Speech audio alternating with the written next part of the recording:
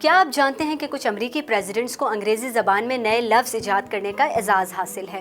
انہوں نے یہ لفظ ایسے وقت میں کہے جب انہیں موقع کے لحاظ سے کوئی مناسب لفظ نہ مل سکا، اور بعد میں ان کے منہ سے نکلے یہ الفاظ نہ صرف تاریخ اور لغت کا حصہ بن گئے بلکہ عام بول چال میں بھی استعمال ہونے لگے۔ امریکہ کے تیسرے صدر تھامس جیفرسن کے بارے میں کہا جاتا ہے کہ انہوں نے اپنے سیاسی کیریئر میں 100 سے زائد الفاظ تخلیق کیے ہیں۔ اس میں کسی چیز کو درست ثابت کرنے کے لیے انگریزی اصطلاح اوتھینٹیکیشن بھی شامل ہے۔ کول لفظ ویسے تو عام بول چال کا حصہ ہے اور عموماً ینگ لوگ کسی بات سے متفق ہونے، پسندیدگی یا خوشی کا اظہار بھی کول کہہ کر کرتے ہیں، لیکن بہت کم ہی لوگ جانتے ہیں کہ کول لفظ کا اس طرح سے استعمال سب سے پہلے صدر ابراہم لنکن نے کیا تھا۔ صدر ٹیڈی روزویلٹ نے امریکی انگریزی میں کئی سلینگز کا اضافہ کیا جو آج بھی استعمال ہوتے ہیں۔ کوئی بھی ایسا شخص جو کسی بھی وقت قابو سے باہر ہو کے نقصان کا باعث بن سکتا ہو، اس کے لیے لوس کینن کا لفظ بھی پہلی مرتبہ روزویلٹ نے استعمال کیا تھا۔ اسی طرح غیر ضروری اشیاء کو سنبھال کر رکھنے والوں کے لیے پیک ریٹ اور شدت پسند نظریات رکھنے والوں کے لیے لونیٹک فرنج کی اصطلاح بھی روزویلٹ نے استعمال کی تھی۔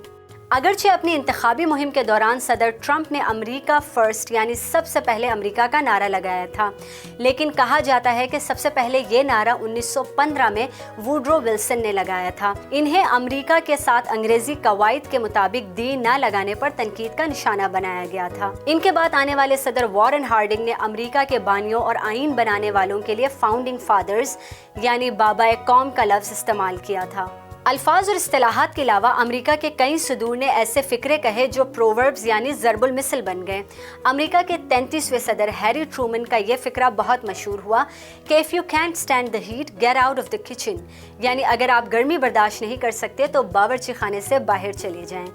گیمز کے دوران آپ نے چیئر لیڈرز تو دیکھے ہی ہوں گے، انہیں یہ نام سب سے پہلے فرینکلن روزویلٹ نے دیا تھا۔ جب صدر آئزن ہاور نے لفظ فائنل سے فائنلائز بنایا تو انہیں تنقید کا سامنا کرنا پڑا۔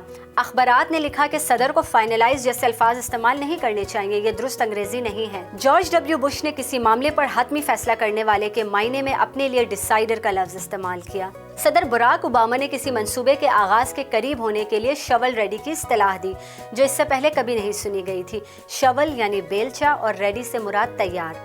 صدر اوباما نے یہ اصطلاح ایسے منصوبوں کے لیے بنائی تھی جن پر فوری کام شروع کیا جا سکتا ہو۔ یہ تمام معلومات پال ڈکسن کی کتاب ورڈز فرام وائٹ ہاؤس سے لی گئی ہیں، جس میں اس کے علاوہ امریکی صدور کے ایجاد کردہ اور بھی الفاظ اور اصطلاحات اور جملے شامل ہیں۔ یہ تو تھے امریکی صدور کے ایجاد کردہ الفاظ۔ کیا آپ کے ملک کے سیاسی رہنماؤں نے بھی کوئی الفاظ تخلیق کیے ہیں؟ کامنٹ سیکشن میں ضرور شیئر کیجیے۔